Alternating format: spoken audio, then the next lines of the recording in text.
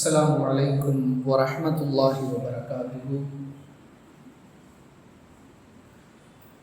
إن الحمد لله نحمده ونستعينه من يهده الله فلا مضل له ومن يضلل فلا هادي له وأشهد أن لا إله إلا الله وحده لا شريك له وأشهد أن محمدا عبده ورسوله أما بعد. قال الله تعالى: أعوذ بالله من الشيطان الرجيم وإنما توفون أجوركم يوم القيامة فمن زحزح عن النار وأدخل الجنة فقد فاز. وقال تعالى: ومن يوق شح نفسه فأولئك هم المفلحون. قال نبينا صلى الله عليه وسلم: فإن أصدق الحديث كتاب الله وخير الحديث حديث محمد صلى الله عليه وسلم وشر الأمور محدثاتها وكل محدثة بدعة وكل بدعة ضلالة وكل ضلالة في النار. பேரன்பிற்கும் பெருமதிப்பிற்கும் உரிய எல்லாம் வல்ல அல்லாஹுவின் நல்லடியார்களே, அல்லாஹுவின் பேரருளால் அவனுடைய கட்டளையாகிய இந்த ஜும்மாவுடைய வணக்கத்தை நிறைவேற்றுவதற்கும் அதன் ஒரு பகுதியாக அவனுடைய மார்க்கத்தை அதன் தூய வடிவில் அறிந்து கொள்வதற்குமான வாய்ப்பை நாம் எல்லாம் பெற்றிருக்கின்றோம். அன்பிற்குரியவர்களே, சில வார்த்தைகளை கேட்கும் பொழுதே மனிதர்களுக்கு ஒரு விதமான நிம்மதி ஏற்படும், சந்தோஷம் ஏற்படும். உதாரணத்திற்கு சொல்லுவதாக இருந்தால், மகிழ்ச்சி, ஆரோக்கியம், ஓய்வு, உறக்கம், பணம், சாப்பாடு. சிலருக்கு சாப்பாடுங்கிற வார்த்தையே சந்தோஷத்தை தரக்கூடியதாக இருக்கும். இப்படி சில சொற்கள் அது நம்மிடம் இருக்கிறதோ இல்லையோ, ஆனால் அந்த வார்த்தையை கேட்கும் பொழுதே மனித மனம் நிம்மதி அடையக்கூடிய, சந்தோஷப்படக்கூடிய ஒரு நிலை உண்டாகும். அப்படிப்பட்ட வார்த்தைகளுள் ஒன்றுதான் வெற்றி. என் மகன் 10ஆம் வகுப்பு தேர்வில் வெற்றி பெற்று விட்டான். அந்த வார்த்தை அவருக்கு ஒரு விதமான நிம்மதியை தருகிறது. கடந்த உள்ளாட்சி தேர்தலில் நான் வெற்றி பெற்று விட்டேன். அந்த வெற்றி என்ற சொல்லை சொல்லுவதும் மகிழ்ச்சி, அதை யாராவது சொல்ல நாம் கேட்பதும் மகிழ்ச்சி. நாம் அரசாங்கத்திடம் வைத்த கோரிக்கை வெற்றி பெற்று விட்டது. அன்பானவர்களே, எனவேதான் ஒவ்வொரு மனிதனும் உலகத்தில் தான் ஈடுபடக்கூடிய காரியத்தில் தனக்கு வெற்றி வேண்டும் என்பதையே லட்சியமாக கொண்டு செயல்படுகிறோம்.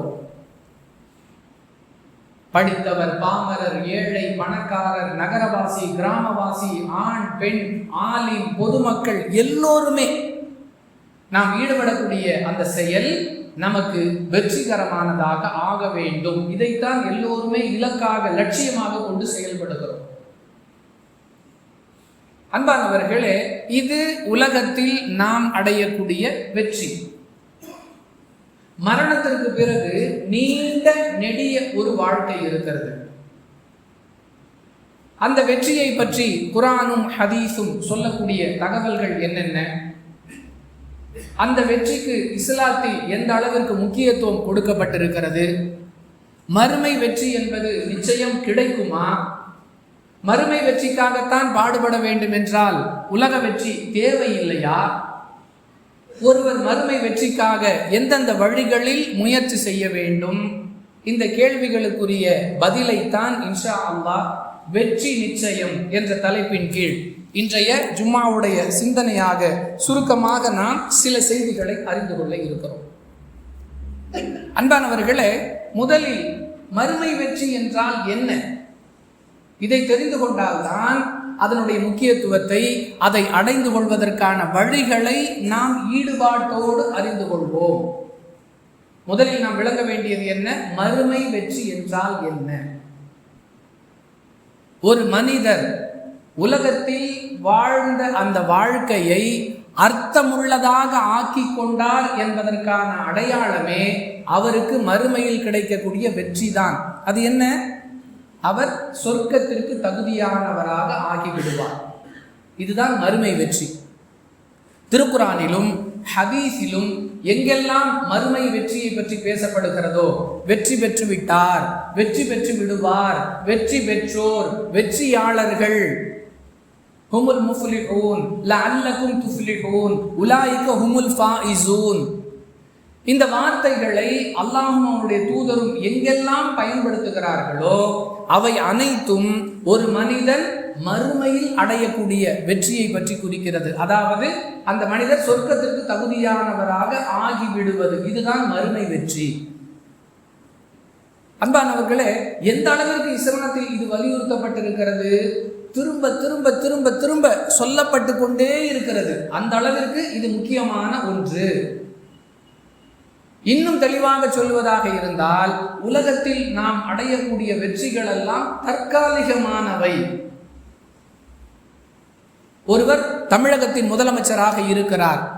அந்த வெற்றி அவர் மரணிக்கும் வரை அவர் பதவியில் இருந்தாலும் அந்த மரணம் வரைதான் அவருக்கு அது பயன்படும். நிரந்தர இந்தியாவின் பிரதமர் என்று ஒருவர் வெற்றியாளராக ஆகிவிட்டார். எதுவரை அவருக்கு அந்த சந்தோஷம்? அவருடைய உடலை விட்டு உயிர் பிரியும் வரை. சுருக்கமாக சொன்னால், உலக வெற்றி என்பது அது எதுவாக இருந்தாலும், எவ்வளவு பெரியதாக இருந்தாலும் அது தற்காலிகமானது. மறுமை வெற்றி என்பது நிலையானது, நிரந்தரமானது, நிம்மதியானது. அந்த வகையில் உலக வெற்றியோடு ஒப்பிடும் பொழுது மறுமை வெற்றி என்பது உயர்ந்தது. அன்பானவர்களே, உலக வெற்றியெல்லாம் உத்தரவாதம் இல்லாதது. சிரமப்பட்டு பல முயற்சிகளை செய்து ஒருவர் வெற்றி பெற்றிருக்கிறார். அந்த வெற்றியை அவர் நிரந்தரமாக அனுபவிக்க முடியுமா? யாராவது அவருக்கு எதிராக சூழ்ச்சி செய்தால் வெற்றி பெற்றும் அந்த வெற்றி அவருக்கு பயனற்றதாக ஆகிவிட்டது. பல லட்சம் ஓட்டு வித்தியாசத்தில் ஒருவர் வெற்றி பெற்று தமிழக முதலமைச்சராக ஆகியிருக்கிறார். பெரிய செல்வாக்கோடு ஒருவர் வெற்றி பெற்று ஒரு ஜமாத் தலைவராக ஆகியிருக்கிறார். ஏதோ ஒரு பிரச்சனை, ஏதோ ஒரு சூழல், எதிர்பாராத காரணம், வெற்றி பெற்றும் அவரால் அந்த வெற்றியை அனுபவிக்க முடியாத நிலை. ஆனால் மறுமை வெற்றி என்பது எப்படிப்பட்டது? நிச்சயம் நாம் அதை அனுபவிப்போம். ஏனென்றால் அந்த வெற்றிக்கு அல்லாஹ் பொறுப்பேற்றுக் கொள்கிறார். அந்த அளவிற்கு மறுமை வெற்றி என்பது உறுதியானது. இப்போ ஒரு கேள்வி, அப்படின்னா உலக வெற்றிக்காக ஒருவர் பாடுபடவே வேண்டாமா? முயற்சியே செய்யக்கூடாதா? உலக வெற்றி என்பதே தேவையற்றதா? இது பலருடைய கேள்வி. அன்பிற்குரியவர்களை, இஸ்லாம் அப்படி சொல்லவில்லை. மாறாக உலக வெற்றி என்பது தேவை, மறுமை வெற்றி என்பது நோக்கம். நோக்கம்னா என்ன, தேவைனா என்ன, அது தனி தலைப்பு. வெற்றியா, நோக்கமா, தேவையா, இதையே ஒரு தனி தலைப்பாக பேசலாம். அந்த அளவிற்கு நமக்கு வழிகாட்டுதல்கள் இருக்கின்றன. அடிப்படை என்ன? உலக வெற்றி என்பது தேவை. வாழும் வரை, உடலை விட்டு உயிர் பிரியும் வரை சில நிம்மதியான சூழ்நிலைகளை அனுபவிப்பதற்கு உலக வெற்றி தேவை. ஆனால் மறுமை வெற்றி என்பது நோக்கம். மறுமை வெற்றிக்காக ஒருவர் உலக வெற்றியை இழக்கலாம். உலக வெற்றிக்காக மறுமை வெற்றியை இழந்துவிடக் கூடாது. அந்த அளவிற்கு முக்கியமானதாக இருக்கக்கூடிய இந்த மறுமை வெற்றியை ஒருவர் அடையணும்னா அவர் என்னெல்லாம் செய்யணும்? திருக்குரானுடைய 3வது அத்தியாயம் 104வது வசனம், 3வது அத்தியாயம் 185வது வசனம், 7வது அத்தியாயம் 8வது வசனம், 9வது அத்தியாயம் 20வது வசனம், 23வது அத்தியாயம் 111வது வசனம், 24வது அத்தியாயம் 51வது வசனம், 24வது அத்தியாயம் 52வது வசனம், 28வது அத்தியாயம் 67வது வசனம், 30வது அத்தியாயம் 38வது வசனம், 31வது அத்தியாயம் 4 மற்றும் 5வது வசனங்கள், 59வது அத்தியாயத்துடைய 9வது வசனம், புகாரியில் இடம்பெறக்கூடிய 1891வது ஹதீஸ், முஸ்லிமில் இடம்பெறக்கூடிய 1903வது ஹதீஸ், முஸ்லிமில் இடம்பெறக்கூடிய 5197வது ஹதீஸ், தேடிய வரை, இன்னும் நேரம் ஒதுக்கி தேடினால் இன்னும் ஏராளமான இடங்களில் ஒரு மனிதர் மறுமையில் வெற்றி பெறுவதற்கு எந்தெந்த வழிகளில் அவர் முயற்சி செய்யலாம், முயற்சி செய்ய வேண்டும் என்பதற்கான அல்லாஹுடைய, ரசூலுடைய வழிகாட்டுதல்கள் நமக்கு கிடைக்கும். அன்பானவர்களே, மறுமை வெற்றி எந்த அளவிற்கு உயர்ந்தது என்பதை ஒருவர் புரிந்து கொண்டால் நிச்சயம் அவர் அந்த வெற்றியை அடைவதற்காக முறையாக முயற்சி செய்வார். கொஸ்டின் பேப்பர் அவுட் ஆயிடுச்சு, கொடுக்கப்பட்டு விட்டது. இந்தந்த வழிகளில் நீங்கள் முயற்சி செய்தால் உங்களுடைய மறுமை வெற்றி நிச்சயம். சொல்பவன் இறைவன், பொய் சொல்ல மாட்டான். சொல்பவர்கள் இறை தூதர் ஸல்லல்லாஹு அலைஹி வஸல்லம் அவர்கள், வாக்கு மீற மாட்டார்கள். இந்த நம்பிக்கையோடு அல்லாஹ்வும் அவருடைய தூதரும் சொல்லக்கூடிய வழிகளில் ஒருவர் முயற்சி செய்வாரையானால் அவருடைய மறுமை வெற்றி நிச்சயம். அதில் முதல் வழி என்ன? தாவா. அனைத்து நபிமார்களுடைய சுன்னத், மக்களுக்கு நன்மையை ஏவி தீமையை தடுத்து நல் வழியின் பக்கம் மக்களை அழைக்கக்கூடிய ஒரு செயலை வெற்றிக்கு உரிய ஒரு வழியாக அல்லாஹ் சொல்லி தருகிறான். அன்பானவர்களே, எந்த அளவிற்கு இந்த அமலுக்கு சிறப்பு இருக்கிறது என்று சொன்னால், அனைத்து நபிமார்களும் செய்த ஒரு சுன்னத்தான பணி. நாம் அந்த பணியை செய்கிறோம் என்றால், மக்களிடத்தில் தாவா பணி, அழைப்பு பணி செய்கிறோம் என்றால், அனைத்து நபிமார்களுடைய ஒரு சுன்னத்தை நாம் நடைமுறைப்படுத்துகிறோம், நிறைவேற்றுகிறோம் என்பது பொருள். திருக்குர்ஆனுடைய 3வது அத்தியாயம் 104வது வசனத்தில் அல்லாஹ் பேசுகிறான், வல் தகும் மின்கும் உம்மத்துன் யதுஊன இலல் கைர் யஅமுரூன பில் மஅரூஃப் வ யன்ஹவுன அனில் முன்கர் வ உலாயிக ஹுமுல் முஃப்லிஹூன். அல்லாஹ் சொல்லுகிறான், மக்களிடத்தில் நன்மையை ஏவி தீமையை தடுத்து அவர்களை நேர்வழியின் பக்கம் அழைக்கக்கூடிய ஒரு கூட்டம் உங்களில் இருக்க வேண்டும். உலாயிக ஹுமுல் முஃப்லிஹூன், அவர்கள்தான் வெற்றியாளர்கள். எல்லோரும் செய்ய முடியவில்லை என்றாலும் ஒரு குறிப்பிட்ட கூட்டமாவது இந்த பணியை செய்து கொண்டே இருக்க வேண்டும். நீங்களும் நானும் செய்ய வேண்டியது என்ன? நான் அந்த கூட்டத்தில் ஒருவனாக இருக்க வேண்டும். அல்லாஹ் யாரை பார்த்து வெற்றியாளர்கள் என்று சொல்லுகிறானோ அந்த பட்டியலில் நான் இடம்பெற வேண்டும். மக்களுக்கு நல்லதை எடுத்து சொல்லணும், தீயதை விட்டு அவர்களை தடுக்கணும். இதற்கு பெரிய பட்டம் வேண்டுமா? பெரிய பதவி வேண்டுமா? பல ஆண்டுகள் மதரசாவில் ஓதினால் மட்டும்தான் மார்க்கத்தை எடுத்து சொல்ல வேண்டுமா? அப்படியெல்லாம் இல்லை. பல்லிகு அன்னி வலவ் ஆயா. ரசூலுல்லாஹி ஸல்லல்லாஹு அலைஹி வஸல்லம் சொன்னார்கள், நான் சொன்னதாக ஏதாவது ஒரு தகவல் உங்களுக்கு கிடைத்தாலும் நீங்கள் அந்த மக்களுக்கு எடுத்து சொல்லுங்க. இது எல்லோருக்கும் முடிந்த வேலை.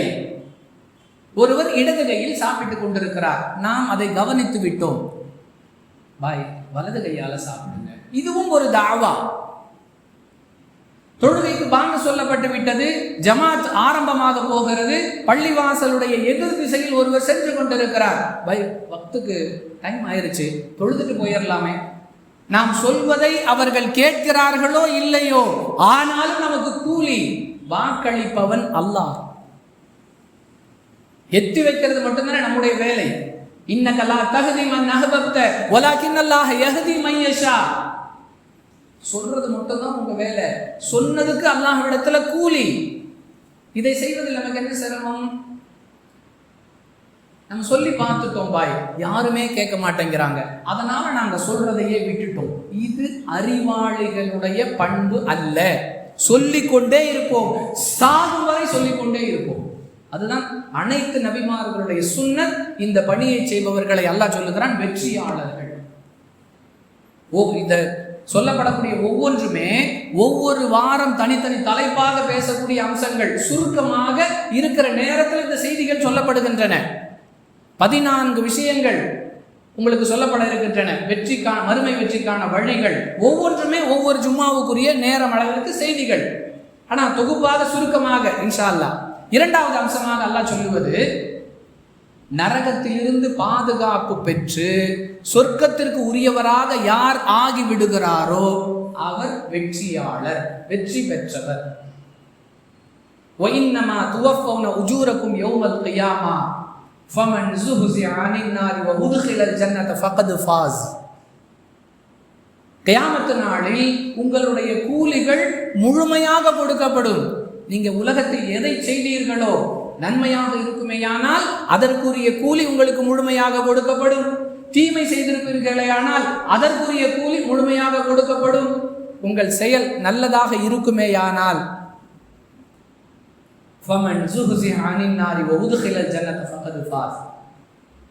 நரகத்திலிருந்து பாதுகாப்பு பெற்று யார் சொர்க்கத்திற்குரியவராக ஆகிவிட்டாரோ அவரை பார்த்து அல்லாஹ் சொல்லுகிறான், அவர் வெற்றி பெற்று விட்டார். நானும் நீங்களும் யாரையும் பார்க்க வேண்டியதல்ல. என்னுடைய செயல்கள் என்னை நரகத்திலிருந்து பாதுகாத்து சொர்க்கத்திற்கு அழைத்து செல்லக்கூடிய செயல்களாக இருக்கின்றனவா? இருந்தால் இன்ஷா அல்லாஹ் மறுமையில் நான் வெற்றி பெறுவேன். ஒவ்வொருவரும் சுய பரிசோதனை. ஜும்மா பயானுங்கிறது 12:55 வாங்க சொல்லுவாங்க, 12:57 ஆரம்பமாகும், 1:29 முடியும். இக்காமத் சொல்லுவாங்க, தொழுகுவோம். இதுவல்ல, இது வெளி வடிவம். உள்ளார்ந்த மாற்றம் நமக்குள் என்ன? இந்த வார ஜும்மாவை முடித்து விட்டு வெளியேறும் பொழுது என் மனதில் ஏற்பட்ட மாற்றம் என்ன? இப்படி கேள்வி கேட்கக்கூடிய, நம்மை நாமே நமக்கு நாமே கேள்வி கேட்கக்கூடிய பழக்கம் நமக்குள் வந்துவிட்டால் நிச்சயமாக நம்முடைய வாழ்வு முன்னேற்றத்தை, மறுமை சார்ந்த முன்னேற்றத்தை நோக்கி சென்று கொண்டிருக்கிறது என்பது பொருள். என்னுடைய செயல் நரகத்திலிருந்து என்னை பாதுகாத்து சொர்க்கத்திற்கு என்னை அழைத்து செல்லக்கூடியவைகளாக இருந்தால் ஃபமன் ஸுஹ்ஸிஹ அனின் நாரி வ உத்கிலல் ஜன்னத ஃபகத் ஃபாஸ். நான் அல்லாஹ் சொல்லக்கூடிய வெற்றியாளர்கள், நிச்சயம் வெற்றி பெறக்கூடிய கூட்டத்தில் ஒருவனாக ஆகிவிடுவேன் இன்ஷா அல்லாஹ். அன்பார்ந்தவர்களே, மூன்றாவதாக அல்லாஹ் சொல்லக்கூடிய ஒரு வழி, ஒரு முயற்சி, நன்மையின் எடை அதிகமாக இருந்தால் அவர் மறுமையில் வெற்றி பெற்று விடுவார். 22வது அத்தியாயத்துடைய 77வது வசனத்தில் அல்லாஹ் சொல்லுகிறான், வஃஅலுல் கைர லஅல்லகும் துஃப்லிஹூன். நன்மையை செய்யுங்கள், வெற்றி பெறுவீர்கள். எவ்வளவு நன்மை செய்யணும்? 7வது அத்தியாயம் 8வது வசனம், 23வது அத்தியாயம் 102வது வசனம், 101வது அத்தியாயம் 6, 7 இந்த வசனங்களில் அல்லாஹ் சொல்லுகிறான், ஃபமன் ஸகுலத் மவாஸீனு ஃபஉலாயிக ஹுமுல் முஃப்லிஹூன். யாருடைய நன்மையின் எடை கனமாக இருக்கிறதோ அவர் வெற்றி பெற்று விட்டார். நன்மை செய்யுங்கள், வெற்றி பெறுவீர்கள் அப்படின்னு ஒரு இடத்துல சொல்லக்கூடிய அல்லாஹ், அந்த நன்மை எப்படிப்பட்டதாக இருந்தால் உங்களுக்கு வெற்றி கிடைக்கும்? தீமையை விட நன்மையின் எடை கூடுதலாக இருக்க வேண்டும். தீமை வைக்கப்பட்ட தராசு மேல போயிடணும், நன்மை வைக்கப்பட்ட தராசு வெயிட்டால கீழே கணம் கூடி போகணும். இன்னும் அழகாக அல்லாஹ் 101வது அத்தியாயத்திலே 6, 7வது வசனங்களிலே சொல்லி காட்டுகிறார், ஃபஅம்மா மன் ஸகுலத் மவாஸீனுஹு ஃபஹுவ ஃபீ ஈஷத்திர் ராதியா. யாருடைய நன்மையின் எடை கனமாகி விடுகிறதோ அவர் திருப்திகரமான வாழ்க்கையை பெற்றுக் கொள்வார். உலகத்தில் திருப்திங்கிறதுக்கே இடம் இல்லை. மனித இயல்பு.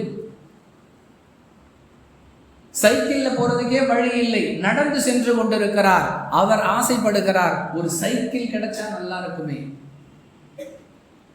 அல்லாஹ்வுடைய ஏற்பாடு, அவருக்கு சைக்கிள் கிடைச்சிருச்சு. சைக்கிள் மிதிக்கிறதே ரொம்ப கஷ்டமா இருக்கு, ஒரு 2 வீலர் கிடைச்சா நல்லா இருக்குமே. 2 வீலர் கிடைச்சிருச்சு, மழையிலையும் வெயிலையும் இந்த 2 வீலர்ல போறது ரொம்ப சிரமம், கார் இருந்தா சுகமா இருக்குமே. இப்படியே போய்கொண்டு அது தனி தலைப்பாயிரும். உலக வாழ்க்கை என்பது திருப்தி என்ற சொல்லுக்கு இடமில்லாத ஒன்று. ஆனால் மறுமையை பற்றி, மறுமை வெற்றியை பற்றி அல்லாஹ் பேசுகிறான்.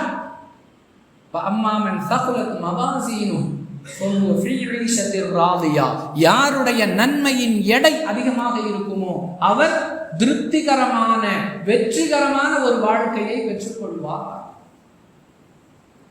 மறுமை வெற்றிக்கு அல்லாஹும் அவனுடைய தூதரும் சொல்லக்கூடிய முதல் வழி, மக்களுக்கு மார்க்க நன்மையை ஏவி தீமையை தடுப்பது.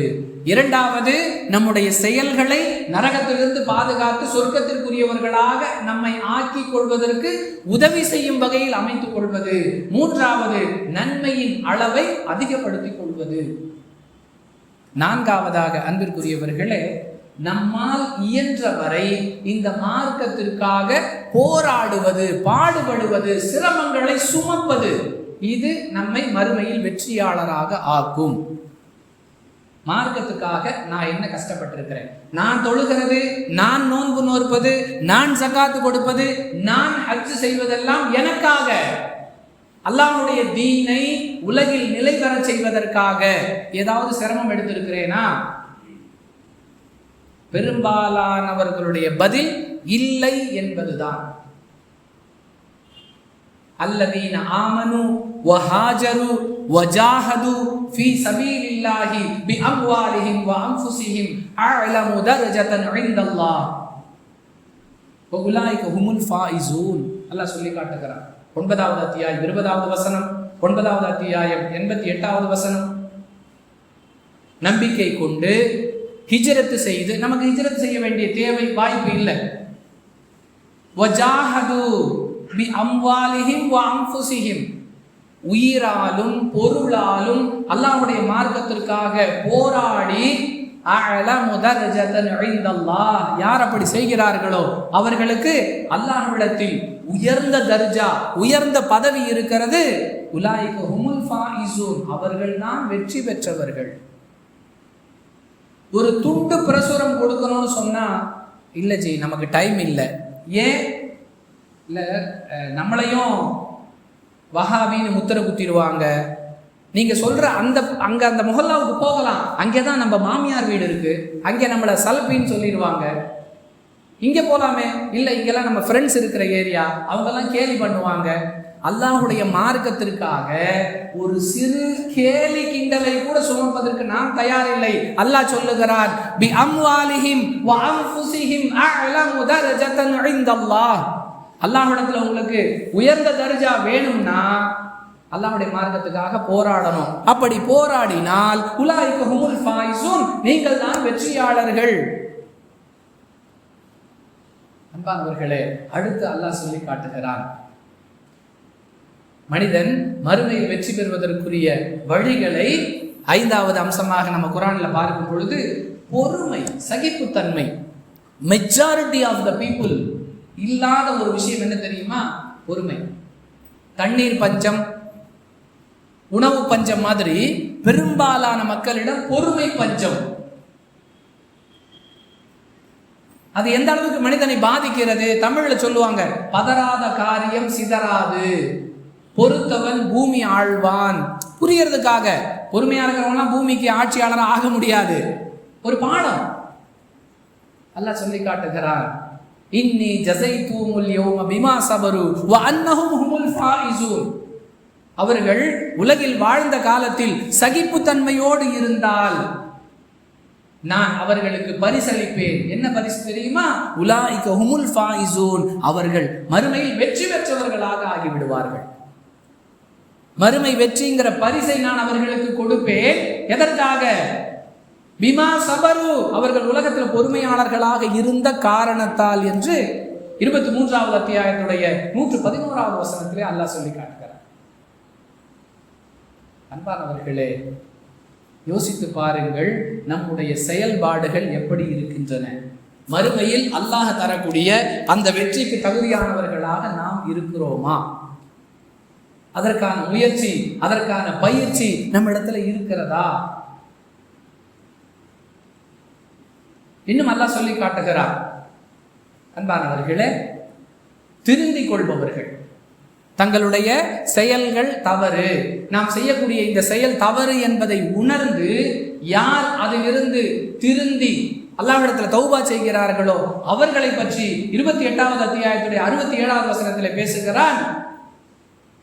அவர்கள் வெற்றியாளர்கள் என்று சொல்லி காட்டுகிறார். ஃபஅம்மா மன் தாப வ ஆமன வ அமில சாலிஹன் ஃபஅஸா அன் யகூன மினல் முஃப்லிஹீன். ஈமான் கொண்டதோடு நின்று விடாமல், நான் செய்யறது தவறுதாங்கிறத உணர்ந்து செஞ்ச தவறையெல்லாம் விட்டுட்டு நற்செயல்களை செய்யக்கூடியவர் வெற்றியாளர், மறுமையில் வெற்றி பெற்று விட்டார் என்று அல்லாஹ் சொல்லி காட்டுகிறார். அன்பானவர்களே, யார் யாருக்கோ பயப்படுகிறோம், எதற்கெல்லாமோ பயப்படுகிறோம்.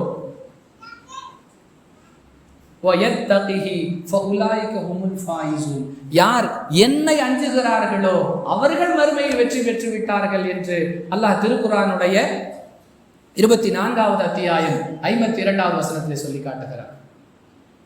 அல்லாஹ்வுடைய பயம் இருந்துச்சுன்னா அது நம்மை மறுமையில் வெற்றி பெற செய்யும். எப்படி?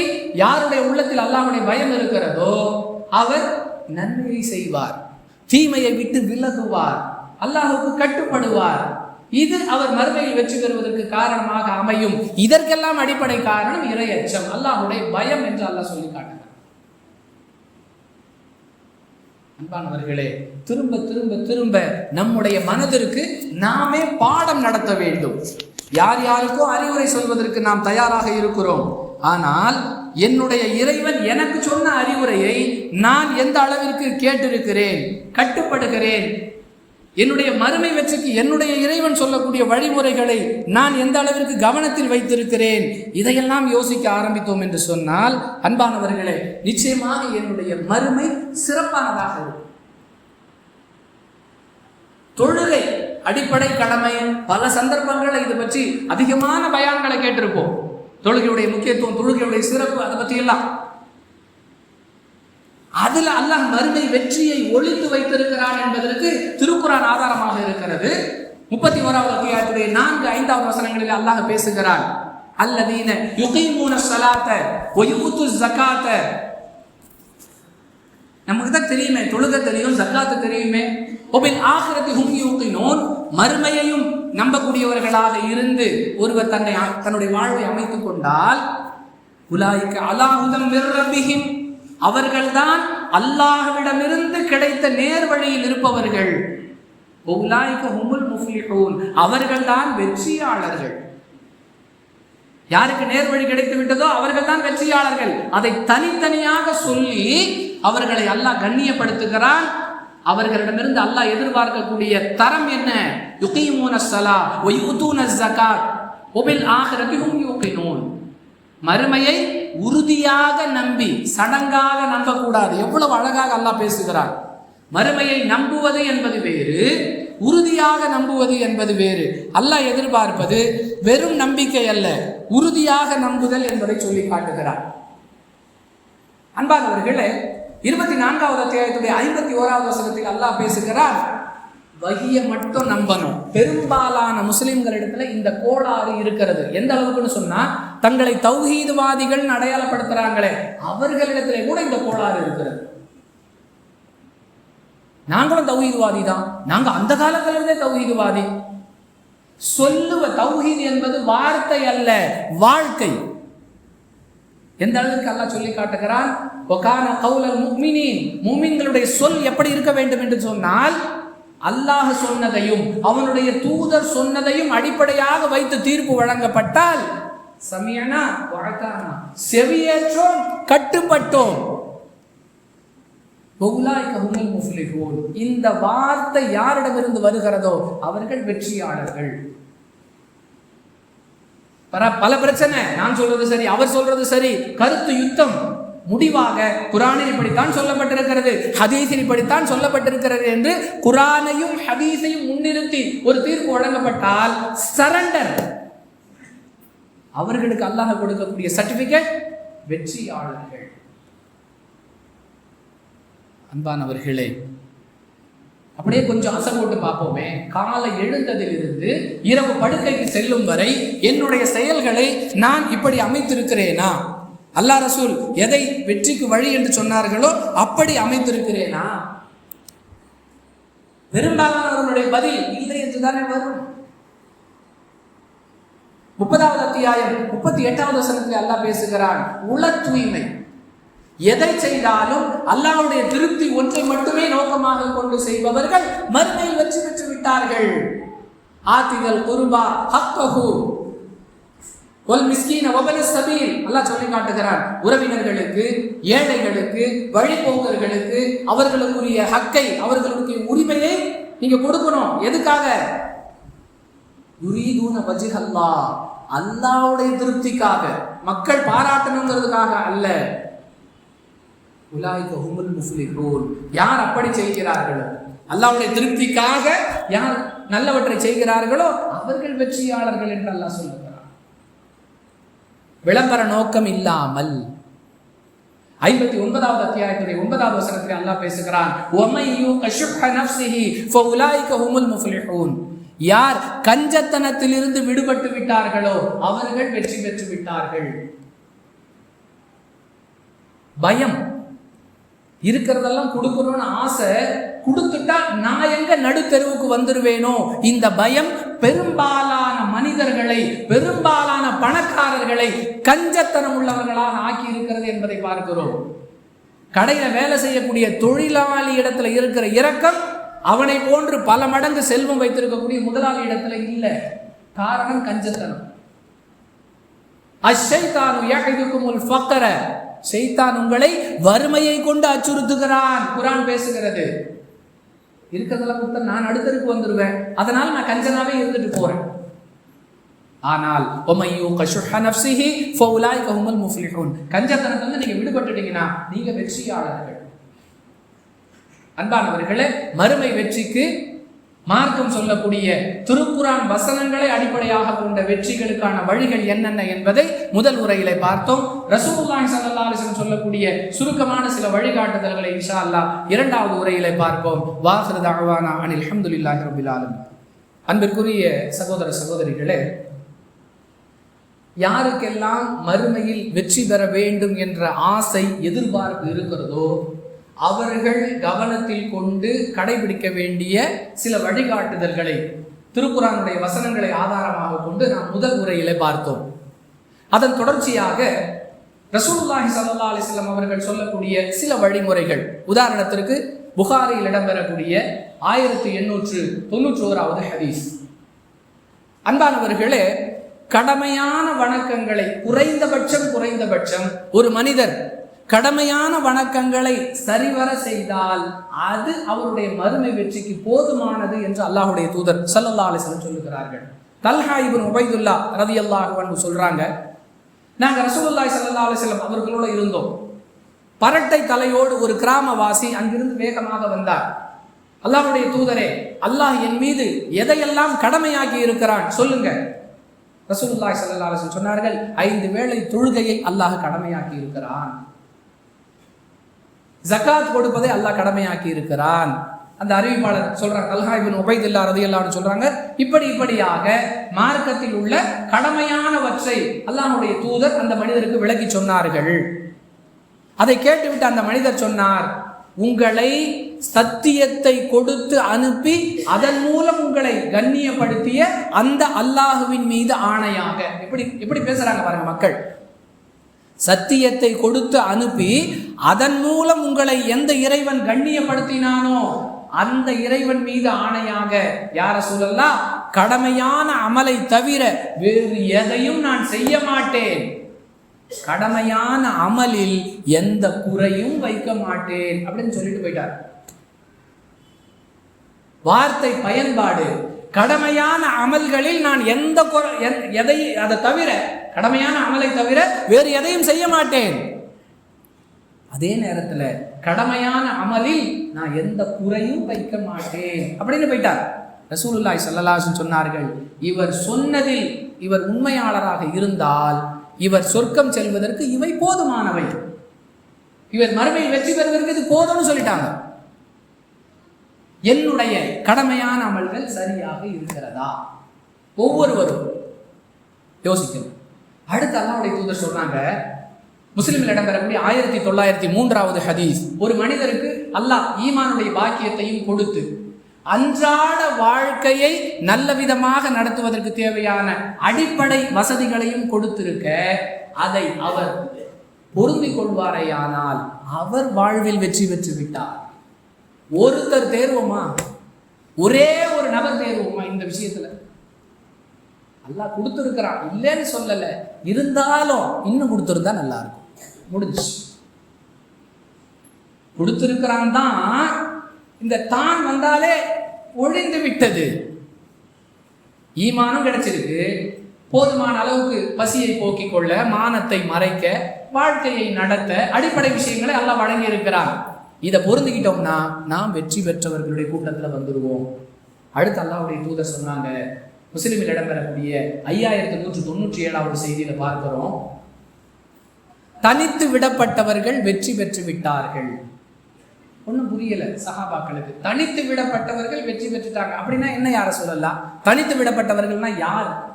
அல்லாஹ்வுடைய தூதர் ஸல்லல்லாஹு அலைஹி வஸல்லம் சொன்னார்கள், யார் அல்லாஹுவை அதிகமாக நினைவு கூறுகிறார்களோ அவர்கள் தனித்து விடப்பட்டவர்கள், அவர்களே வெற்றி பெற்றவர்கள்.